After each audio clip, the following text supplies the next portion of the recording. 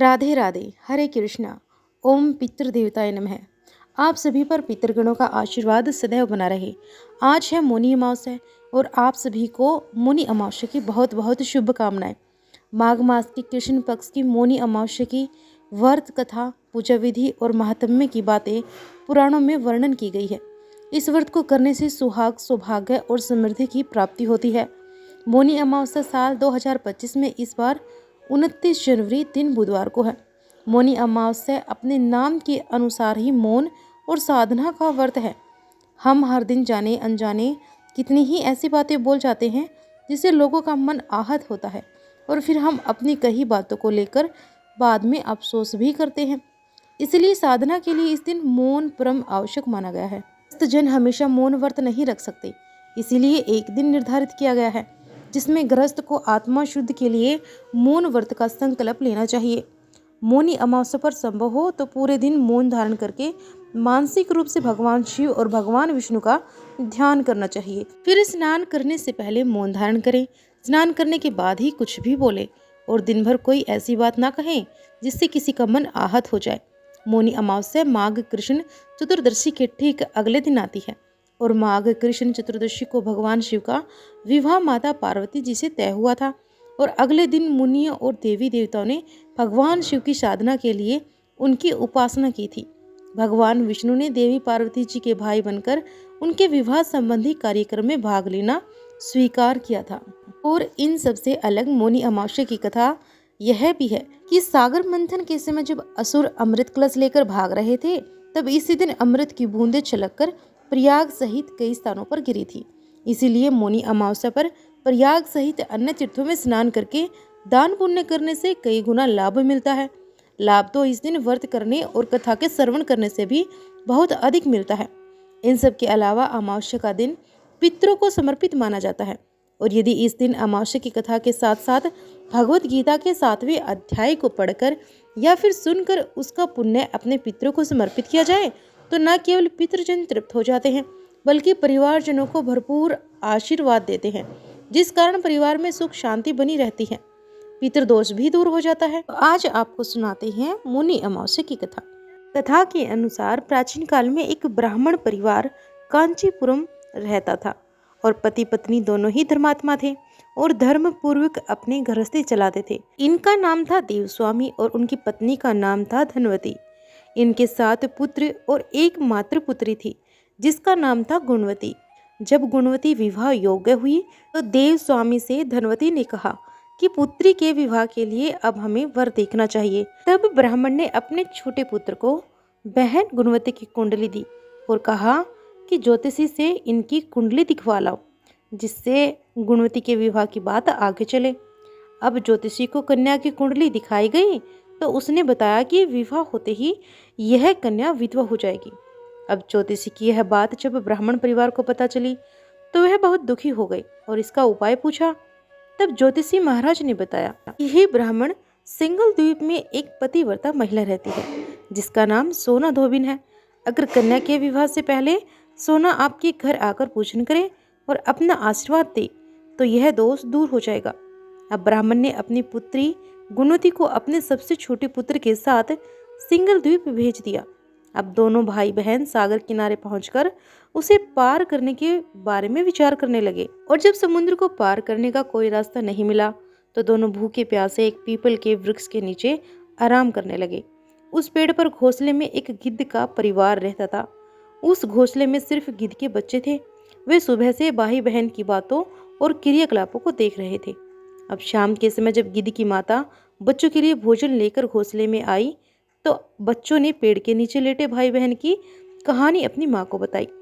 तब उन बच्चों की माता गिद्ध को उन दोनों भाई बहनों पर दया आ गई और बच्चों के कहने से उसने कहा कि तुम लोग चिंता मत करो, मैं इन्हें सागर पार करवा दूंगी। अब बच्चे अपनी माँ की बातों को सुनकर बहुत ज्यादा खुश हो गए और खुशी खुशी भोजन ग्रहण किया। इधर गिद्ध की माता बच्चों को भोजन करवाकर दोनों भाई बहन के पास आई और बोली कि मैंने आपकी समस्याओं को जान लिया है, आप चिंता मत कीजिए, आपकी समस्या का निदान मैं कर सकती हूँ और मैं आपको सोना धोबिन के पास पहुँचा दूंगी। अब गिद्ध की बातों को सुनकर दोनों भाई बहनों का मन प्रसन्न हो गया और उन्होंने वन में मौजूद कंदमूल को खाकर रात बिताई और सुबह होते ही मादा गिद्ध ने दोनों भाई बहनों को समुद्र पार करवा दिया और सिंगल द्वीप में सोना धोबिन के घर के पास पहुंचा दिया। गुणवती सोना धोबिन के घर के पास छुपकर रहने लगी और हर दिन सुबह होने से पहले गुणवती सोना का घर लीप दिया करती। एक दिन सोना धोबिन ने अपनी बहू से पूछा कि प्रतिदिन सुबह हमारा घर कौन लीपता है। तब बहू ने प्रशंसा के लालच से कहा कि हमारे अलावा यह काम और भला कौन करेगा। लेकिन सोना को बहुओं की बातों पर विश्वास नहीं हुआ और यह जानने के लिए वह पूरी रात जागती रही कि कौन है जो हर दिन सूर्य उदय से पहले घर लीप जाता है। अब सोना ने देखा कि एक कन्या उसके आंगन में आई और आंगन लीपने लगी। अब सोना गुणवती के पास आई और उससे पूछने लगी कि तुम कौन हो और क्यों हर सुबह मेरे आंगन को लीप कर चली जाती हो। अब गुणवती ने तब अपना सारा हाल सोना धोबिन से कह डाला। गुणवती की बातों को सुनकर सोना ने कहा कि तुम्हारे सुहाग के लिए मैं तुम्हारे साथ चलूंगी। सोना ने ब्राह्मण के घर आकर पूजन किया, लेकिन विधाता के विधान को कौन टाल सकता है। इधर गुणवती का विवाह हुआ और उधर उसके पति की मृत्यु हो गई। सोना ने अपने समस्त पुण्य गुणवती को दान कर दिए और सोना के पुण्य से गुणवती का पति जीवित हो गया। लेकिन पुण्य की कमी से इधर सोना के घर में उसके पति और बेटे की मृत्यु हो गई।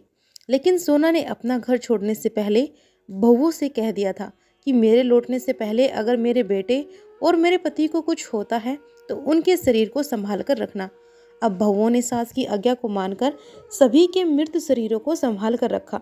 उधर सोना धोबिन ने सिंगल द्वीप वापस लौटते हुए रास्ते में पीपल के वृक्ष की छाया में भगवान विष्णु की पूजा करके 108 बार पीपल की परिक्रमा की। इसके पुण्य के प्रभाव से सोना धोबिन के घर लौटते ही उसके पति और बेटे फिर से पुनर्जीवित हो गए।